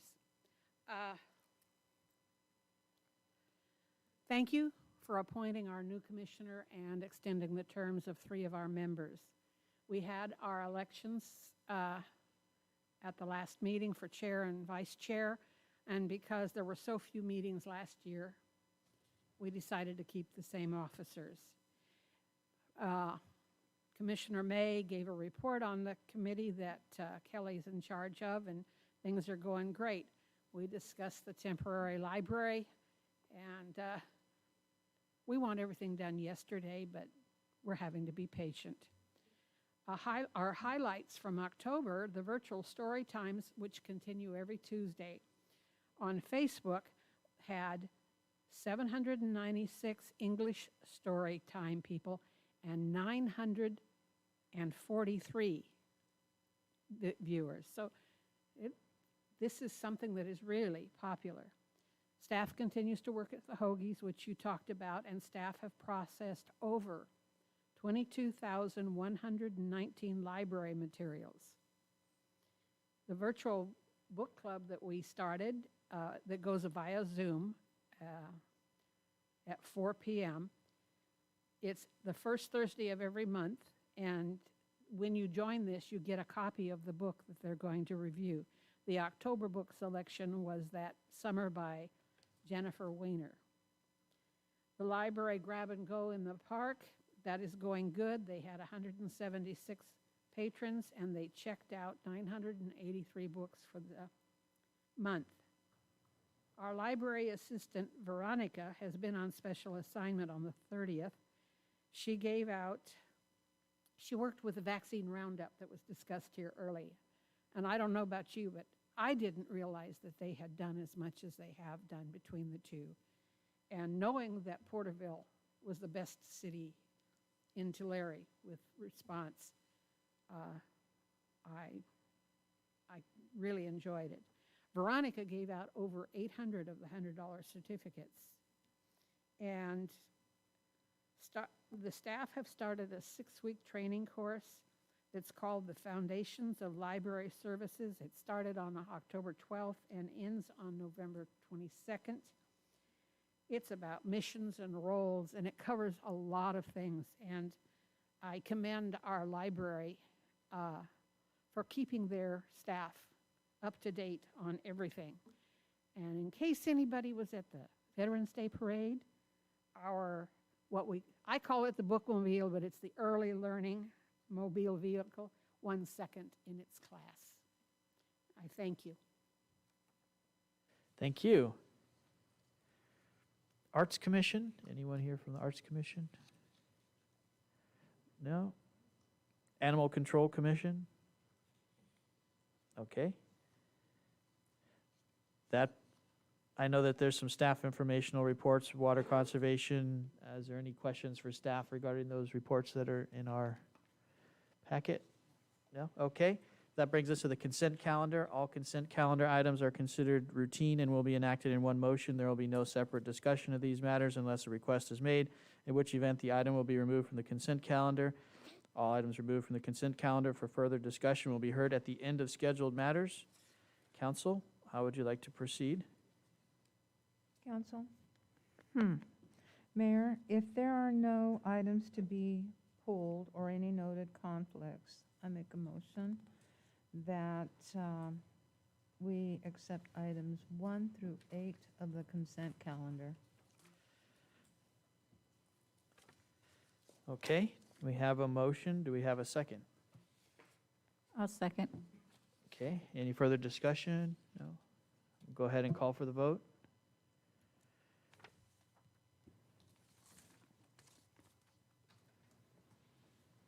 Passes 5-0. Thank you. That brings us to the one public hearing for tonight. Thank you, Mayor. We have one public hearing that's been scheduled, which is consideration of Villa Street Reconstruction Project mitigated negative declaration, and Mr. Ridenour will provide the staff report. Thank you, Mr. Lawless. Honorable Mayor and City Council, the City of Porterville is proposing to reconstruct a portion of Villa Street between Olive and Henderson Avenues, approximately 1 mile in length, to provide a safe, improved access to retail opportunities, job centers, housing, and other facilities in the city. The reconstruction will include the widening of Villa Street to the standard width of 60 feet of right-of-way, upgrading traffic signal equipment at the intersections of Putnam Avenue and Morton Avenue, replacement of the bridge over the Porter Slough, installation of a box culvert at the Porter Slough, and the extension of existing pipe culvert at the Porter Slough ditch. The reconstruction would also entail the installation of new concrete improvements where necessary along the 1 mile stretch. As noted, these activities would include several activities within the Porter Slough, as well as some property acquisition. On September 28th, 2021, the environmental coordinator made a preliminary determination that a mitigative negative declaration would be appropriate for the project. Mitigation measures were identified for biological resources, cultural resources, and tribal cultural resources. The initial study has been transmitted to the State Clearinghouse, as well as to interested agencies, groups, and individuals for review and comment. The review period ran for 30 days, from October 1st through November 1st, and at the time of the writing this staff report and giving it this evening, we have not received any comments. Staff's recommendation to City Council to hold a public hearing, then adopt the draft resolution approving the mitigated negative declaration for environmental impact, and direct staff to proceed with the Villa Street reconstruction project. Staff is available for questions.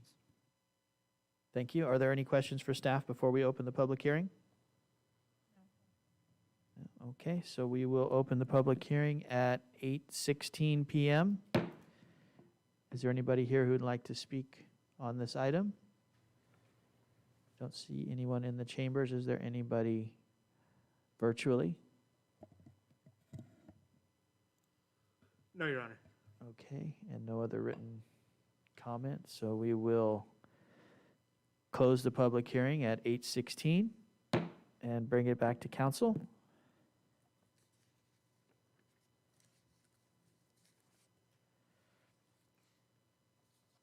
Mayor, Yes? if there are no comments, I'm going to go ahead and make the recommendation that we adopt the draft resolution approving a mitigated negative declaration of environmental impact and direct staff to proceed with the Villa Street reconstruction project. I'll second that. Okay, we have a motion and a second. Is there any further discussion? Okay, seeing none, we will call for the vote. Passes 5-0. Thank you.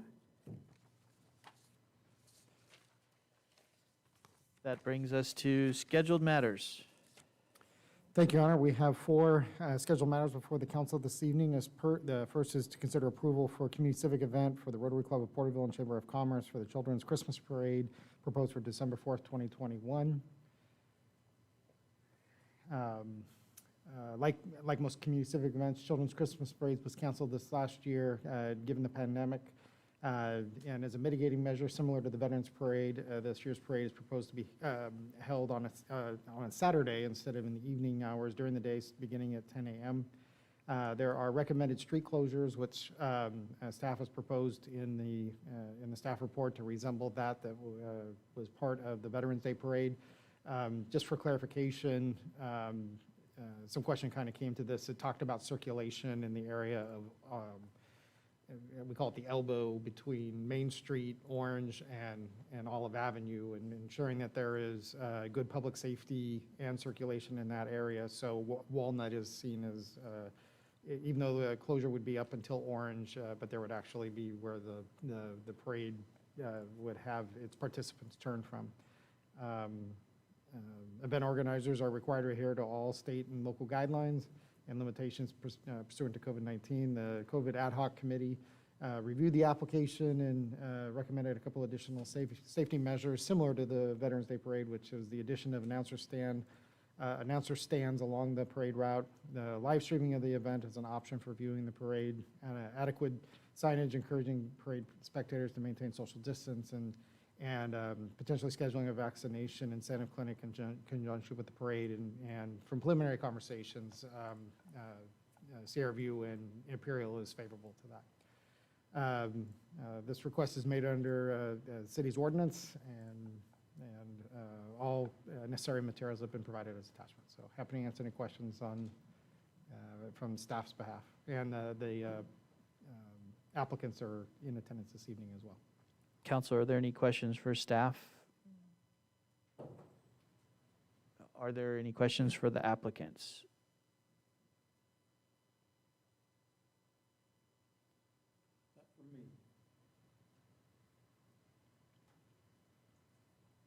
Okay, how would we like to proceed?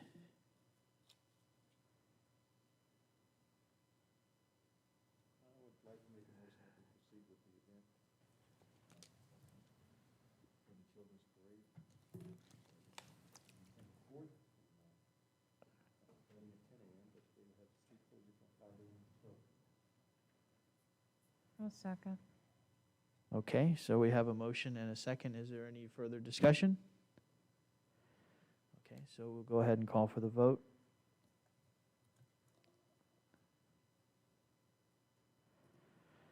Passes 5-0.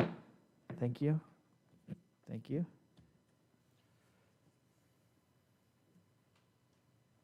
Next item, please. Thank you, Your Honor. Next item on order is a request for street closure for Myers' 26th Annual Christmas Tree Memorial Service proposed for December 14th, 2021. Okay, give me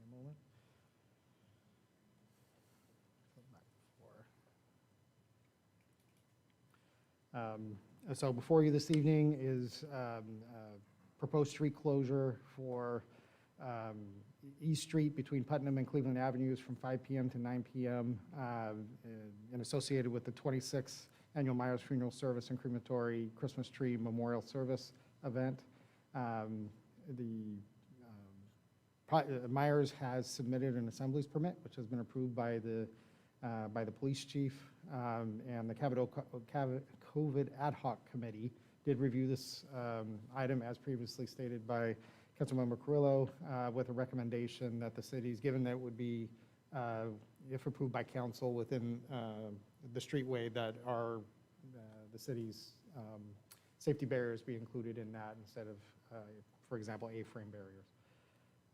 So with that, request the City Council consider the closure of East Street between Putnam and Cleveland Avenues on December 14th from 5 p.m. to 9 p.m., subject to any other recommendations of the council. Council, are there any questions for staff or further recommendations? No questions from me, but I'd like to make a motion that we consider the closure of East Street for the tree lighting, for the Myers tree lighting from December 14th from 5 p.m. to 9 p.m. with the street closures listed. Okay, we have a motion. I'll second. We have a motion and a second. Any further discussion? If not, we will call for the vote. Passes 5-0. Thank you.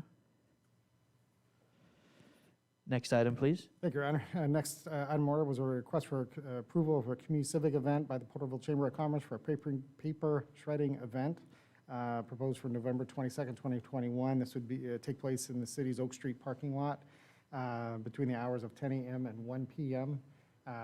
Again, the COVID ad hoc committee reviewed the applications and made recommendations that they recommended to approve the event, notifying the businesses around the parking lot, in particular Family Healthcare Network, about having the inaccessibility of that and early morning placement of barriers to avoid any cars being towed as part of that. Application has been submitted consistent with city ordinance. Happy to answer any questions, and been in communication with the chamber in regards to this event as well. Okay, any questions for staff? I do have one.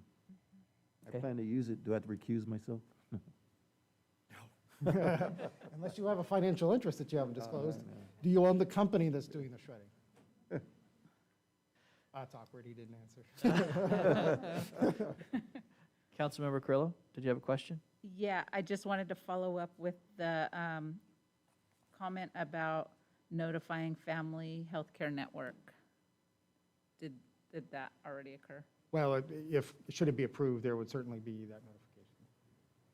I think I can answer that. So far it has not happened, but as soon as if we get an approval, I will be sure to contact them. Okay. And there's required postings that's necessary to show for the areas that are going to be closed for that event. Vice Mayor, did you have a question? You saw that, I- huh? You just saw that. My mind was, as I look at the map, on any given day, during the day and different times of the day, Division Street is always congested. It's congested with vehicles being parked on both sides, starting from, I want to say, when it turns into Division, and there are vehicles that sometimes you can't even get through there. You have them parked on both sides, all the way down on Division. And it starts close to where the Porterville Chamber office is in the back, and you have the vehicles parking north and south. So what's going to happen with all of that congestion? Well, isn't it going to be posted so they won't park there as in the Well, past? I think? so the event's not, event is proposed for the parking lot, not Division Street. And there's not a street closure of Division Street. So I guess that's really to the question of the police chief about. Because I see Division and I see an enter from Division in there on the map.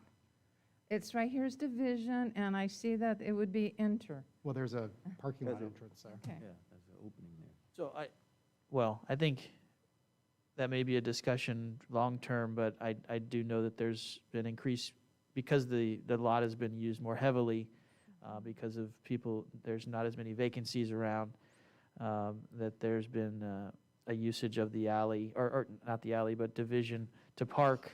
I know there are some yellow, if not red, areas that there shouldn't be parking on. So, if that needs to be a discussion for the future, but maybe for this day, if those areas could be highlighted with a sign so that people don't park there because there's a lack of parking in the lot, I think that might be a good suggestion. Although it doesn't fall on the applicant specifically to address this issue since it does go further than their area, but and with the police chief here for his comment, there could be additional enforcement in that area of no parking or only loading only if that's what's going on. Yeah, we can, during the time of that event, we can increase enforcement to make sure that I know which area you're talking about. We actively work that area and have issues all the way down to Putnam, actually, with the vision that we're actively having our traffic unit contact the businesses, which they have, and we can definitely increase enforcement for that day, for that event. Thank you. That's it. That was my comment. All right. Councilmember Tate, did you have any comment about this item or this event? Just that I agree with Vice Mayor Flores, because that it's hard. I find myself getting sort of stuck when I go down that way accidentally. Yeah, and it starts out of convenience, but we're not as small as we used to be, so it's not as easy to get away with that kind of congestion as it was, so I appreciate that. Oh, so with that, how would we like to proceed with? I make a motion, we allow them to have the paper shredding on that date, particular date, in the parking lot with the closers. Second. Okay, we have a motion and a second. We'll go ahead and call for the vote.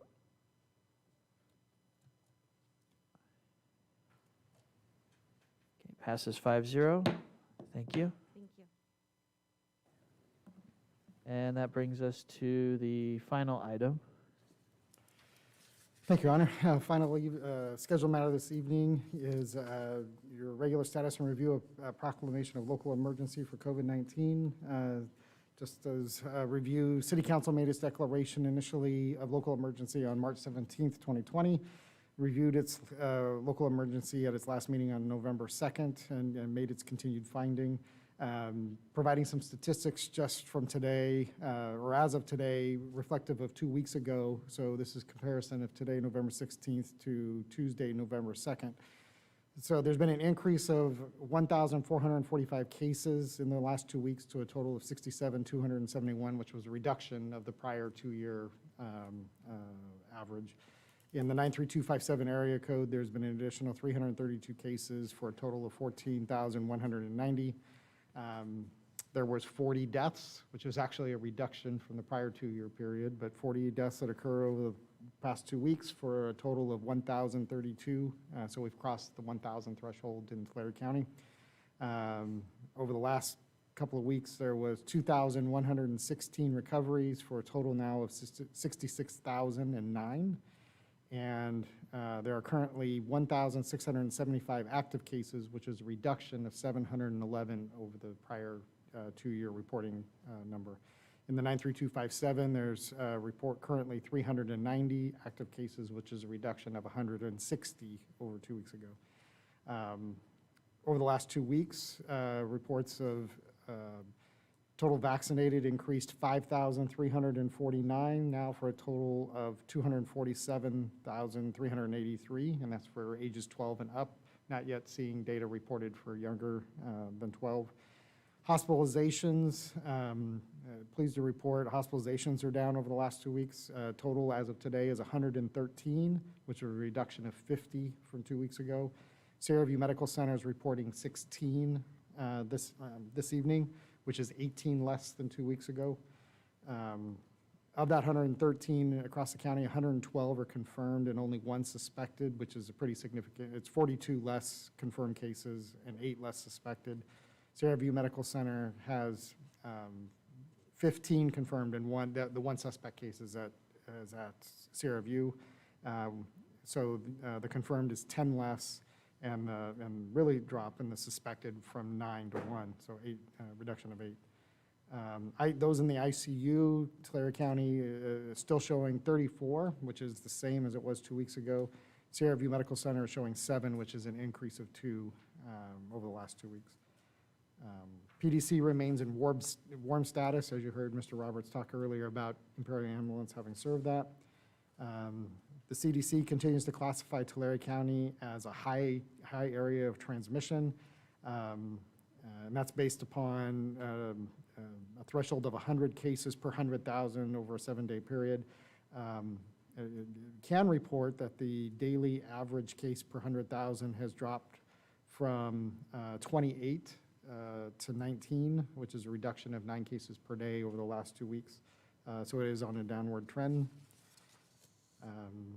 From the vaccine incentives, there's been $445,000 in ARPA funds. That's actually going to be slightly more than that based on the Veterans Day and in anticipation as well. So we've actually spent more funds in anticipation of the next Community Roundup event, which begins this week on Thursday, Friday, and Saturday. And actually, for the council's consideration as well, as part of the Christmas parade approval, has been plans to have a similar vaccine event as part of the Christmas parade. And then following a 3-week turn on the roundup, is projected to have December 9th, 10th, and 11th be the next community roundup event. And I guess that will essentially take us into the holiday period, because after that you run into New Year's Eve and New Year's, and so it's not recommended to have a community roundup event coinciding with New Year's and those sorts of things. It was direction from the council to coordinate with the school districts in looking at pediatric vaccines, which I'm meeting tomorrow with Burton, and also have started the conversations with Porterville Unified. Burton has done vaccine events with Sierra View, so certainly something they're open to and about partnering with the city on. So meeting tomorrow with Mr. Mendoza, and have been in communication with Mr. Nelson as well, Dr. Nelson. City unpaid utilities, so we provide a monthly update when available. So as of October 31st, total outstanding balances of unpaid utilities is $1,187,992, which is actually $17,500 better than a month ago. So most of that progress was in water. The water unpaid balance reduced, but the trash, refuse, and sewer increased, which tells you that those were generally East Porterville residents that brought their accounts current at a greater percentage than city residents did. You can look at the correlation of that. So happy to answer any questions. That's the end of my report. However, the council deems to appropriate actions. Recommendation would be to adopt the resolution of continued under the AB 361, allowing for remote access during an emergency, as well as make a finding of continued local emergency. Who's meeting with you and Dr. Mendoza? I'm sorry? Who's the third that's meeting with you and Dr. Mendoza? Did you said? Oh, I'm in communications with Dr. Nelson. Oh. Porterville Unified. Eureka's actually meeting with me and Mr. Mendoza as we talk about the potential vaccine events with Burton. But communication going on with both school districts. That's what I want to do. Okay, and you need an action to, we need an action to extend the emergency as also And on the resolution. virtual, okay. Mayor, I make the motion that we continue the proclamation of local emergency and that we continue with the virtual remote access for meetings and teleconferencing. Okay, I second that. we have a motion and a second. Is there any further discussion? No, we'll go ahead and call for the vote.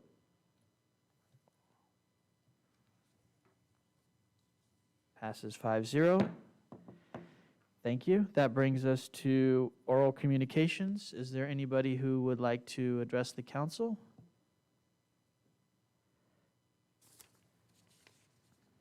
Okay, seeing none in the chamber, is there anybody virtually? No, Your Honor.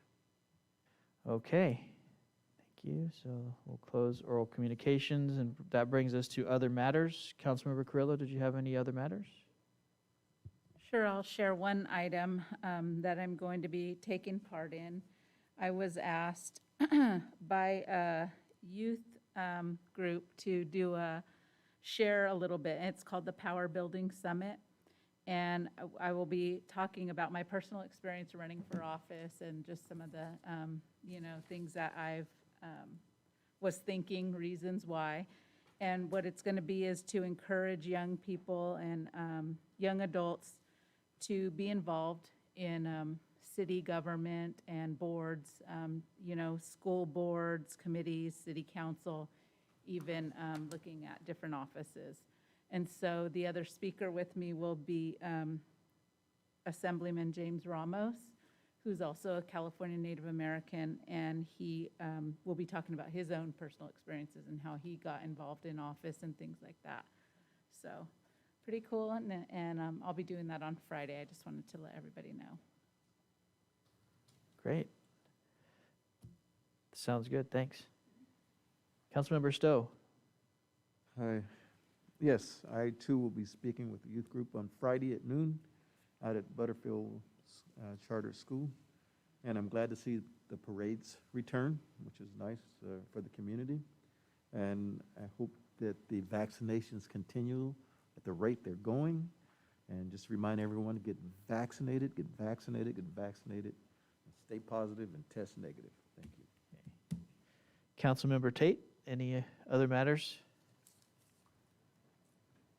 Well, I had planned on leaving town tomorrow for just a little mini vacation, and so I wasn't going to be plugged into any of the upcoming events for a while.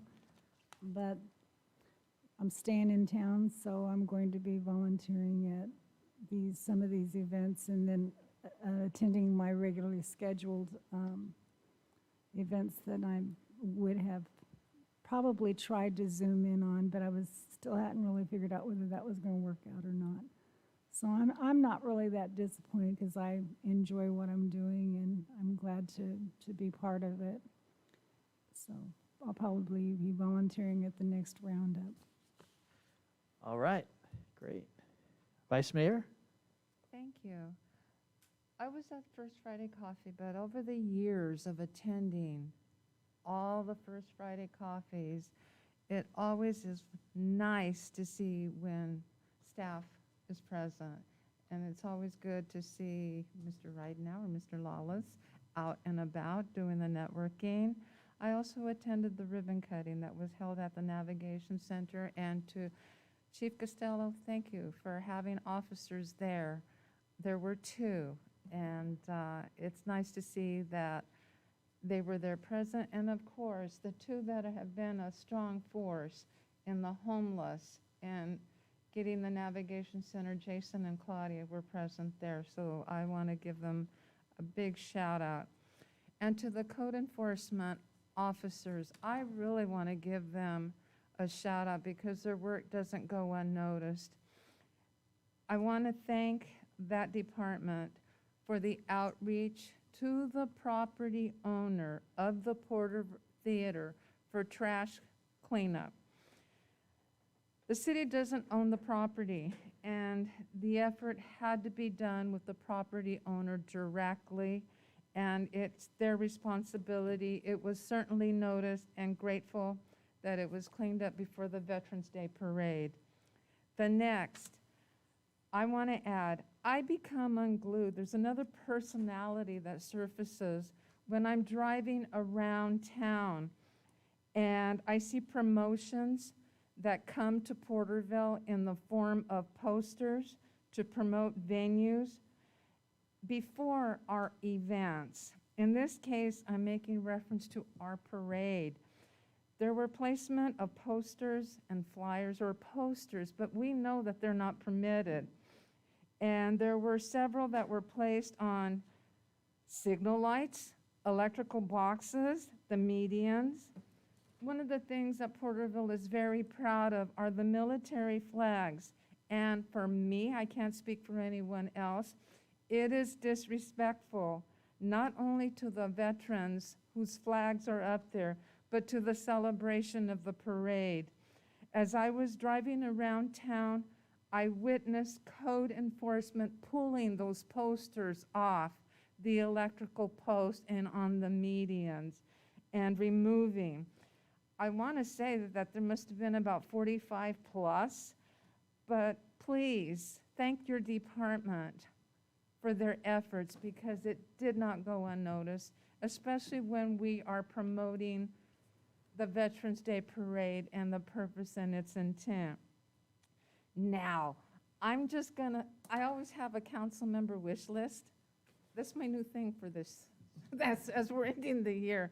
One of the things that I would like to see happen on a positive note, and it would be as we move on with events and participations and other things, is to recognize the Wall of Fame honorees for the 2020 year and the 2021. That's all I want to say. That's just on my wish list, that I'd like to see something to that effect. Okay, thank you.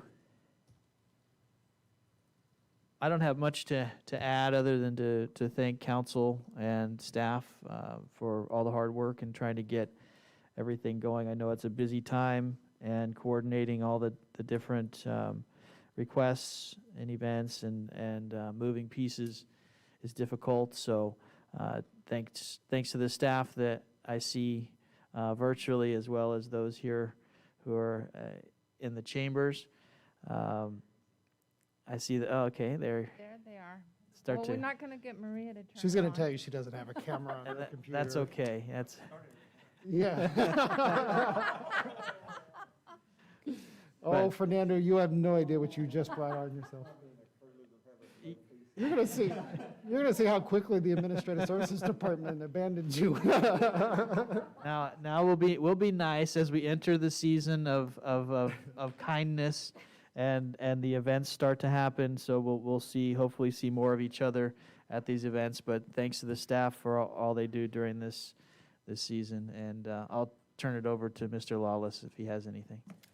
Thank you, Your Honor. I just want to say thanks, just to kind of tie a bow a little bit on the Veterans Day Parade. Had a chance to talk with the producer, and as did Donnie, and just really appreciative of all the logistical support. Traditionally, they broadcast the Fresno Veterans Day Parade, so this was kind of the first thing, and he just said, and that made some folks not so happy up in Fresno that he heard about. So they definitely intend to come back next year. They said this is really a unique, really special experience. They're very complimentary of Donnie and his staff, and even they even used one of our trucks and staff to help film because their truck was out of service or unavailable. So just really appreciated what a great, couldn't believe that we also did a run walk. I mean, they said, you've got so many moving parts as part of your, just really unique. And so it goes to all the partnerships and really the preparation.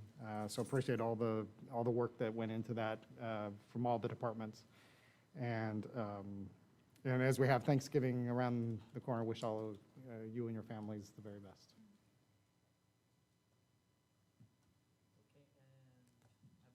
I believe we're moving back into closed session. Do we have any? There will be nothing to report. Nothing anticipated. Okay, and so our next meeting will be on a day that will live in infamy, not because of the meeting, but because it's Pearl Harbor Day, December 7th. So we will see everyone then. Thank you.